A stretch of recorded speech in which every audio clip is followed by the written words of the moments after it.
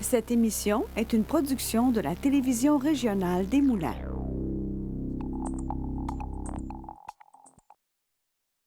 Aujourd'hui, au bulletin. Tour d'horizon au lendemain des élections fédérales.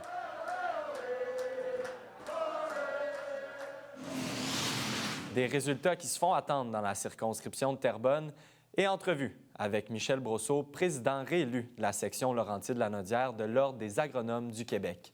Je suis Charles Lantier et bienvenue à votre bulletin d'actualité régionale.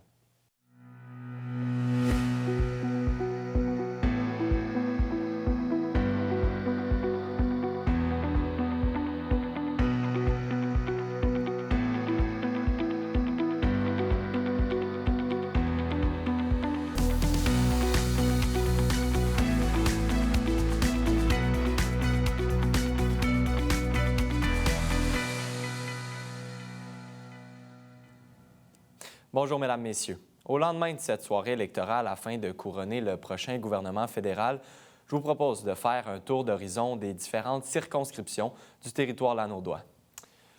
Commençons par la circonscription de Joliette-Manawan, où le député sortant Gabriel Sainte-Marie a été réélu pour un 4e mandat hier, avec plus de 10 000 voix d'avance sur son adversaire libéral Marc Allaire. On écoute ce que le député bloquiste avait à dire hier lors de son rassemblement au restaurant chez Henri de Saint-Charles-Borromée.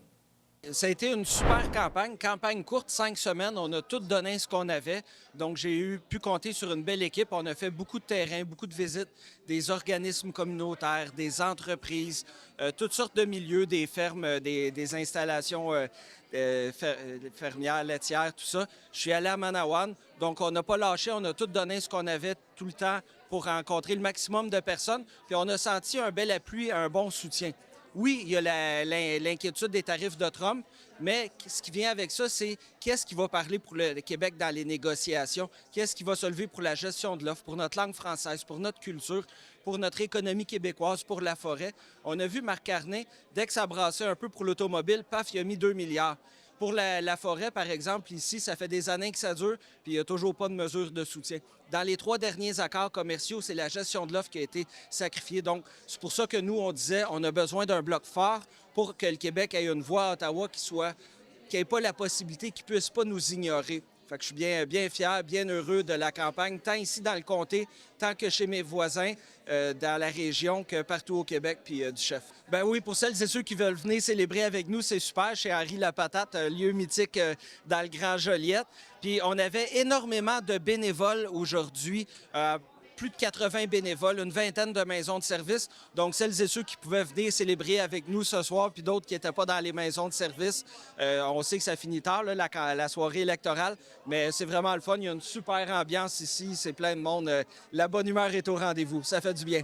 Oui, beaucoup de sujets, évidemment. Je m'occupe plus des questions économiques. Fait que la question des tarifs, des incertitudes avec Donald Trump, ça va être prioritaire. Mon combat personnel, c'est la lutte aux paradis fiscaux, mais défendre... aider les groupes communautaires, ce qu'ils font ici, c'est incroyable. Donc, s'assurer qu'ils aient les moyens de continuer, s'assurer que les municipalités aient l'argent qu'elles ont droit pour les infrastructures, les Premières Nations, la communauté Atikamekw de Manawan, puis aussi le Centre d'amitié autochtone dans Lanaudière, les agricultrices, agriculteurs, la forêt, les emplois. Face à l'incertitude des tarifs, est-ce qu'il va y avoir des mesures en place comme une subvention salariale pour stabiliser l'économie? Donc, toujours être là. Je pense aussi aux personnes qui vivent avec un handicap, qui ont des besoins, s'assurer que les programmes soient à la hauteur. Bien, ça va être de recommencer à travailler dès demain avec les collègues élus. On a beaucoup de travail à faire. On a hâte de resiéger parce que là, on n'a pas siégé cet hiver. Justin Trudeau avait prorogé le Parlement pour la chefferie du Parti libéral. Il y a beaucoup à faire, ça presse, donc on a hâte de se remettre au boulot, tout le monde ensemble. J'ai bien hâte.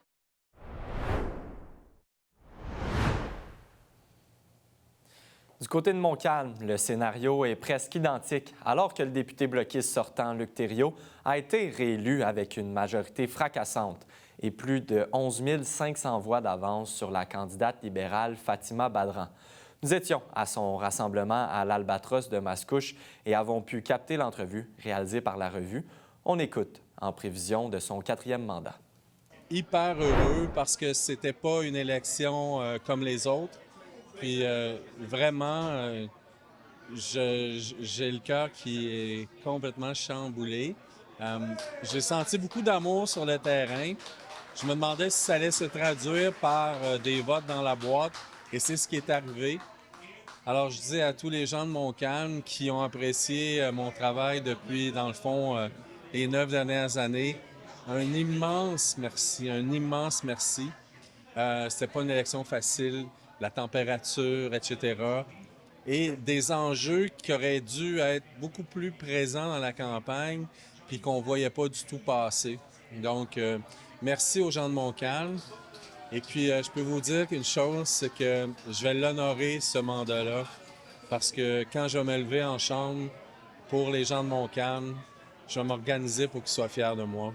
Les libéraux ont soufflé dans les voiles de la menace étrangère, donc je m'y attendais. Je le sentais. Tu sais, je veux dire, il faut être déconnecté du terrain pour pas sentir qu'en quelque part, il y a une inquiétude. Une inquiétude légitime, mais en même temps, qu'il ne faut pas surestimer. Au sens où moi, en 2015-2019, j'étais un député à la Chambre des communes avec 10 députés du Bloc et il y a eu la négociation avec Donald Trump sur l'accord de libre-échange. Et cette fois-ci, on avait un projet de loi, nous, le Bloc, le projet de loi que j'ai déposé, pour préparer ce nouvel accord de libre-échange 2 ans et demi avant que M. Trump arrive. Et on souhaite, nous, tout de suite en arrivant, la première semaine, que ce projet de loi-là soit adopté sur une fast track, comme on dit en chinois. Et ça, c'est très possible puisqu'il a déjà franchi toutes les étapes en Chambre pour donner aux négociateurs tout le pouvoir qu'ils ont besoin pour protéger nos producteurs sous gestion de l'offre.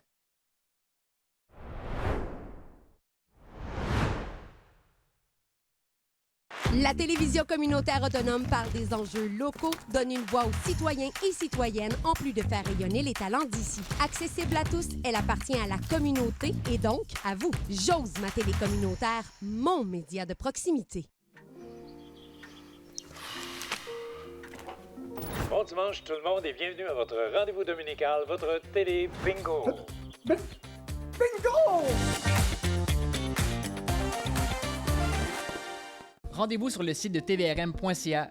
Consultez votre programmation, vos émissions et l'actualité dans l'anneau d'hier. Si vous désirez revoir ou si vous avez manqué un épisode, n'ayez crainte, toutes vos émissions se retrouvent sur votre site Internet. Devenez membre de TVRM, c'est contribuer au développement de sa mission et de sa communauté. Ne manquez pas votre bulletin en direct le mardi et le jeudi midi pour être informé de tout ce qui se passe dans votre région et plein d'autres émissions sur votre communauté. La télévision régionale des Moulins, pour voir et être vu. Bonjour, je m'appelle Megan. J'adore la natation, la gymnastique et la bicyclette.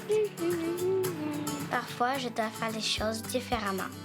C'est l'association des amputés de guerre qui me donne les prothèses dont j'ai besoin pour faire mes activités préférées. Tout ça est possible grâce à la générosité du public. En donnant aux amputés de guerre, vous aidez les enfants amputés comme moi. Merci!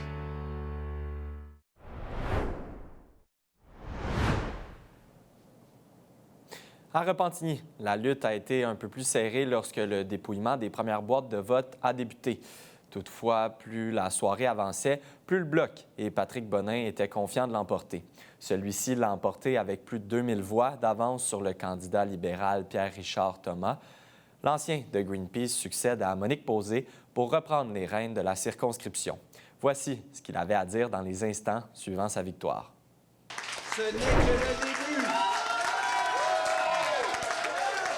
C'est une fierté incroyable parce que c'est toute une équipe qui a été sur le terrain du début à la fin. C'est des bénévoles qui ont été également là. C'est des milliers de mains qu'on a serrées. C'est des médias sociaux qu'on a alimentés pendant toute la campagne. C'est des déplacements à travers le Québec, de Montréal à la Malbaie, en passant par Québec, Sherbrooke, Sainte-Adèle. Et c'est le Bloc québécois qui a réussi à présenter la plateforme en premier, présenter ses priorités, parler d'environnement, avoir un cadre budgétaire, avoir un chef fort qui a fait de bons débats, qui a mené la barque avec une équipe très forte avec laquelle je ne suis qu'enthousiaste à l'idée de pouvoir travailler dans les prochains mois, bien sûr. Il est certain que la première priorité, ça va être de connecter avec les gens, comme on le fait pendant la campagne, de parler aux gens sur le terrain, aux organismes, parler aux élus, parler aux entreprises, pour bien défendre leurs intérêts. Et c'est ça, on le fait au niveau du Québec, mais je vais le faire également au niveau de la circonscription Charlemagne, Repentigny, l'Assomption. Je viens du coin, je connais la réalité. Maintenant, je veux porter fièrement leur voix. Je suis reconnaissant de la confiance qu'ils nous ont confiée. On a une équipe forte et notre porte va toujours être ouverte. On va défendre tout le monde, peu importe leur allégeance politique. On va s'élever au-dessus de la mêlée, travailler de manière non partisane le plus possible parce que les enjeux sont trop grands et les gens s'attendent justement à ce qu'on soit encore une fois l'adulte dans la pièce et j'ai l'intention de travailler ainsi. Oui, je suis fière. Je suis contente que les gens de la circonscription, dans le fond, ils ont fait confiance à de la relève qui allait dans le même sens que ce que moi j'ai fait. Alors, j'ai travaillé avec Patrick pendant les élections à le faire connaître, à le faire élire finalement. Mission accomplie. Oui, je pars dans le fond de la circonscription le cœur léger. Je suis heureuse, puis je vais revenir.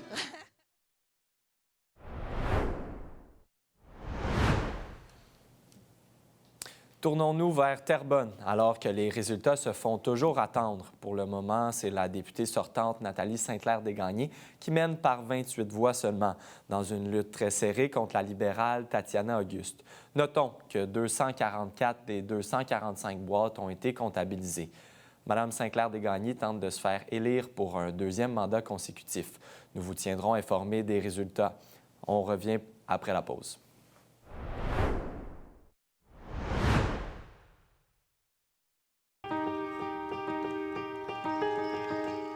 Je suis une vainqueur.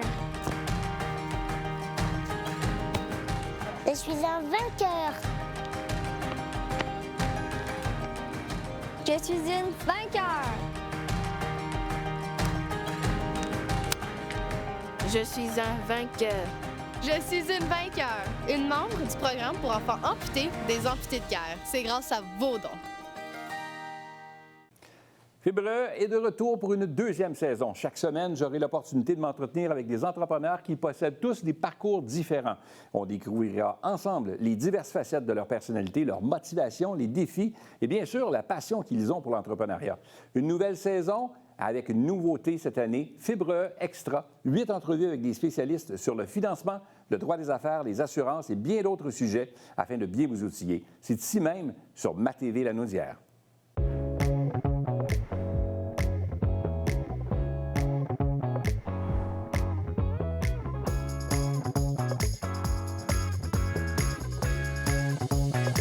Bienvenue à Cuisine du Monde. Oui, c'est exact. Je comprends.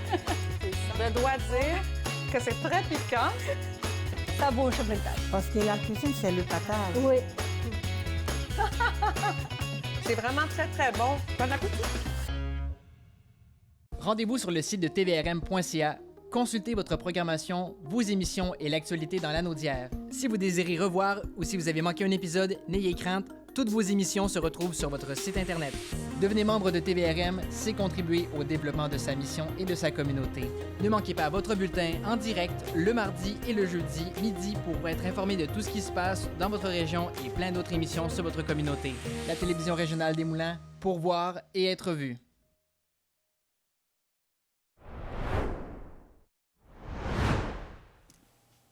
Dans le cadre de cette entrevue, nous recevons Michel Brosseau, président réélu de la section Laurentides-Lanaudière de l'Ordre des agronomes du Québec, afin de parler d'agronomie sur le territoire lanaudois. Bonjour à vous. Bonjour. D'abord, j'aimerais qu'on établisse un peu les bases. Qu'est-ce que c'est un agronome pour monsieur, madame, tout le monde? Un agronome, c'est quelqu'un qui accompagne les producteurs dans toute l'élaboration de son travail, l'élevage des animaux, les cultures et plusieurs aspects qui vont jusqu'à la commercialisation des produits. Parfait. J'aimerais qu'on parle un petit peu de votre mandat. Je le mentionne, 4e mandat réélu. En quoi consiste votre mandat en tant que président? En tant que président de la section Laurentides-Lanaudière, effectivement, on a 235 agronomes dans toute la région qui travaillent dans toutes sortes de sphères, c'est-à-dire production animale, production végétale, l'économie agricole, la mise en marché de produits, la transformation alimentaire et tout le reste. Donc, on appuie les agronomes. Les agronomes ont de la formation continue à faire dans la structure professionnelle au Québec. 40 heures de formation continue aux 2 ans. Et ce qu'on fait, nous, il y a des formations provinciales qui sont organisées, mais localement, on organise des formations pour nos agronomes pour aller vraiment sur le terrain, pour voir des choses en innovation et tout le reste. Donc, effectivement, c'est un apport important, puis on essaie d'avoir des choses assez diversifiées et au rythme de la région. Quels sont les enjeux principaux, selon vous, selon vos observations, en fait, dans la région? Bien, dans la région, il y a toujours la question d'avoir une agriculture qui est dynamique. On a une agriculture qui est diversifiée. De plus en plus, les consommateurs cherchent des produits sains, la mise en marché de ces produits-là. Donc, c'est le commerce de proximité est de plus en plus important. Et nous, on est au premier rang en agriculture là-dedans pour pouvoir fournir ces produits-là aux citadins. Votre 4e mandat, à défaut de me répéter, mais j'imagine que ça a évolué un petit peu l'agriculture aussi au cours des années depuis votre entrée en poste, puis en date d'aujourd'hui pour votre réélection. Ouais, bien oui, effectivement, l'agriculture et la profession ont changé beaucoup. La profession d'agronome, c'est une profession basée sur la science, donc vraiment appuyer les producteurs. Il y a des nouveautés continuellement là-dedans, des nouveaux types de produits, des nouveaux types de semences, des nouvelles pratiques de culture ou d'élevage. Donc, c'est de rendre ces éléments-là disponibles. Et effectivement, par un travail collégial entre agronomes, on réussit à diffuser cette information-là de plus en plus et à intégrer des jeunes. On a de plus en plus de jeunes agronomes. Si on regarde sur notre conseil d'administration, on vient d'avoir notre assemblée générale. On a une jeune agronome de 25 ans qui est maintenant rendue avec nous. Effectivement, c'est important de préparer le futur puis d'intégrer des gens, tout en profitant de l'expérience des gens qui ont beaucoup d'années de profession derrière eux. M. Brosseau, qu'est-ce qui distingue la région Laurentide-Lanaudière des autres régions en termes d'agronomie?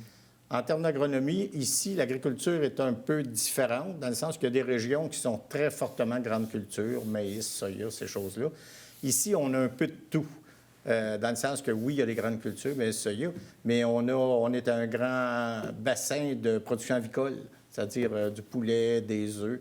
Il y a beaucoup de cultures maraîchères. On en a autour de Saint-Jacques et ces choses-là. Il y en a à l'opposé dans la région d'Oka, ces choses-là. Et oui, ça permet d'avoir une agriculture assez diversifiée.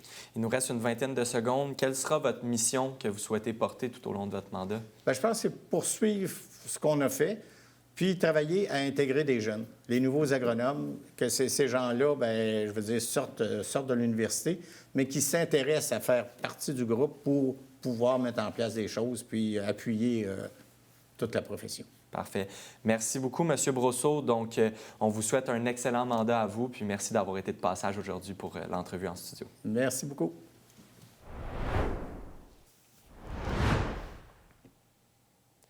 C'est cette semaine que se déroule la Semaine nationale de l'action bénévole.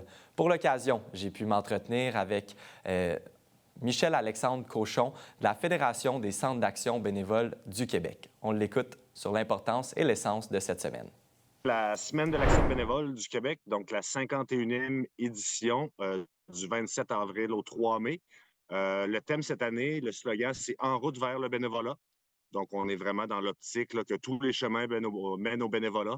Donc, on est vraiment là, dans une perspective de recrutement de bénévoles, de reconnaissance aussi, de rétention de bénévoles. Donc, on va aller féliciter des bénévoles. Mais toute cette semaine-là est vraiment pour faire parler de l'action bénévole en général, pour aller chercher de nouveaux bénévoles. On le sait que la meilleure manière de recruter des bénévoles, ce sont d'autres bénévoles. Donc, c'est pour ça qu'on est vraiment dans la reconnaissance. Donc, on félicite les bénévoles, on les rend heureux. Et comme ça, c'est un moteur pour aller chercher d'autres bénévoles. Sans bénévoles, honnêtement, le système québécois, et je dirais le système mondial, mais on va s'en tenir au Québec, vu que c'est la semaine de l'action bénévole du Québec qu'on célèbre la semaine prochaine. Sans les bénévoles au Québec, le système tombe à l'eau.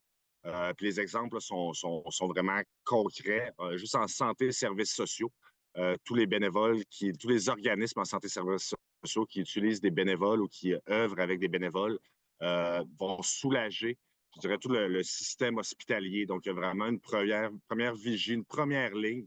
Les organismes communautaires sont vraiment ceux qui sont sur le terrain Donc, ils vont vraiment aller rejoindre les personnes. Puis souvent, ça va être les bénévoles qu'on va souvent appeler peut-être des sentinelles ou des petites abeilles qui vont se promener, qui vont vraiment aller à la rencontre de gens, qui vont parfois être en situation de vulnérabilité, en isolement aussi. Donc, on va vraiment trouver ces personnes-là, puis ces bénévoles-là sont vraiment importants. Mais il y a d'autres facettes, là, comme le sport, par exemple. Là, si on pense qu'il n'y a plus de bénévoles, bien, il n'y a plus beaucoup de clubs sportifs jeunesse. Puis là, je pourrais nommer des exemples comme ça, mais les bénévoles sont vraiment partout. Et il y a beaucoup de gens qui font du bénévolat sans même se douter qu'ils font du bénévolat. Donc, tu sais, du bénévolat, c'est pas obligatoirement là, une activité qu'on fait de manière récurrente à toutes les semaines. Et il n'y a pas d'heure minimum pour le bénévolat. Donc, on est vraiment là dans une heure donnée en bénévolat, ben, ça change la vie de plusieurs personnes. Pourquoi cette semaine-là? Pour vraiment faire parler du bénévolat. Donc, le bénévolat est partout dans toutes les sphères de la vie, mais il est tellement partout qu'on va l'oublier. Donc, on ne se rendra pas compte que le club de patinage artistique de Lachenay, ben, c'est des bénévoles qui gèrent ça. On va l'oublier, on le prend pour acquis, le programme est là. Et tous les conseils d'administration d'organismes sont des bénévoles. Donc, si on part de cette prémisse-là, ben, tout le communautaire tient par les bénévoles. Après ça, il y a de la militance, il y a des travailleurs qui y œuvrent aussi, mais le système est construit autour du bénévolat. Donc, voilà pourquoi on veut en parler. J'invite tous les auditeurs là, à communiquer avec leur centre d'action bénévole dans la Nodière. Il y en a plusieurs là, sur le territoire de la Nodière. Et il y a des activités de reconnaissance qui vont être faites, mais aussi des activités cadeaux qu'on peut appeler. Donc, partout sur le territoire, les adresses communautaires, il y a des villes aussi qui utilisent là, la semaine d'action bénévole pour souligner l'implication là, des gens. Donc, voilà. Belle semaine de l'action bénévole à tout le monde et profitez-en. Et merci à tous les organismes, merci à tous les bénévoles.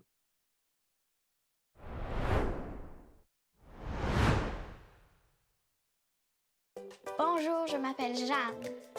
Je porte une jambe artificielle tous les jours pour marcher et courir. L'Association des amputés de guerre me donne les prothèses dont j'ai besoin pour faire du basketball, du soccer et de la randonnée en famille. Je peux faire tout ce que j'aime grâce à votre générosité. Quand vous donnez aux amputés de guerre, vous aidez les enfants comme moi. Merci! Du nouveau à TVRM. Regardez toute la programmation en continu sur tvrm.ca/en direct. Que vous soyez fan de musique, de culture ou d'actualité, ne ratez pas cette chance de suivre les événements et les personnalités de votre région. Salut tout le monde! Ici Daniel Grenier pour vous parler des télévisions communautaires autonomes. Et si ce médium n'était pas là, voici à quoi ressemblerait mon message. Ça aurait pu être beaucoup plus triste si j'avais rajouté cette petite chanson triste. Mais bon, là n'est pas le point. Diversité de contenu, gestion indépendante locale, sans oublier une participation active à la communauté. Ensemble, encourageons les télévisions communautaires autonomes. J'ose ma télé communautaire.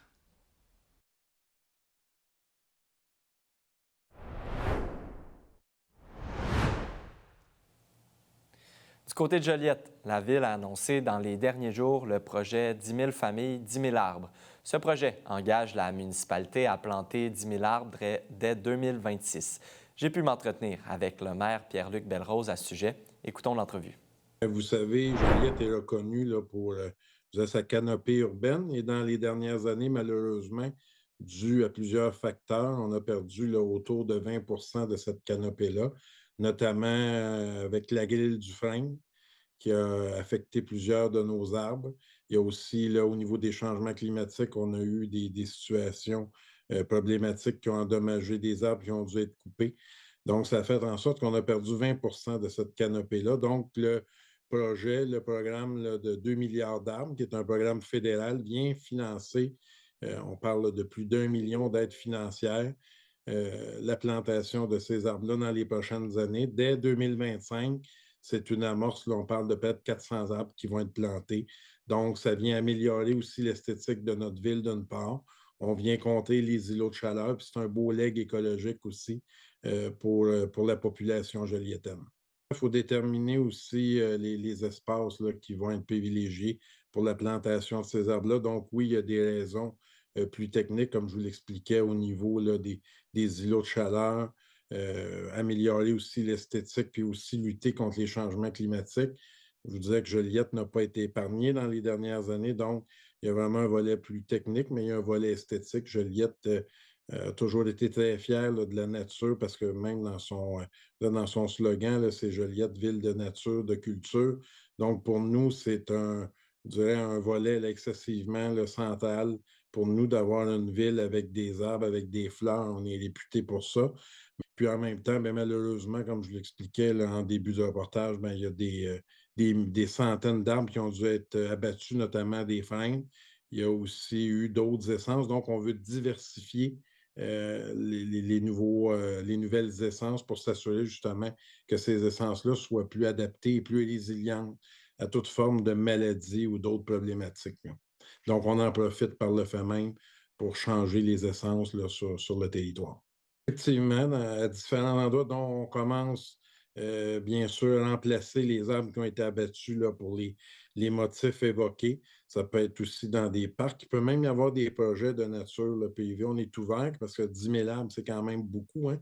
Donc, ce qu'on veut, c'est vraiment d'en faire profiter l'ensemble de la population. Puis, s'il y a moyen de conjuguer ça avec des projets ou de venir là, embellir là, certains projets, eh bien, on est ouvert parce que, comme je le disais, Joliette est réputée là, pour la qualité là, de ses arbres, pour la nature luxuriante. Donc, on veut continuer dans cette veine-là. Et puis, on est ouvert. Il y a déjà des lieux qui sont privilégiés. Puis, il faut aussi que ça soit compatible, comprendrez, avec le déneigement ou avec d'autres opérations de la ville pour éviter là, je vous dirais, là, de briser des arbres ou à tout le moins là, de les endommager. Donc, ça aussi, ça fait partie de la réflexion, la compatibilité là, de la plantation de ces arbres-là dans des lieux qui sont propices.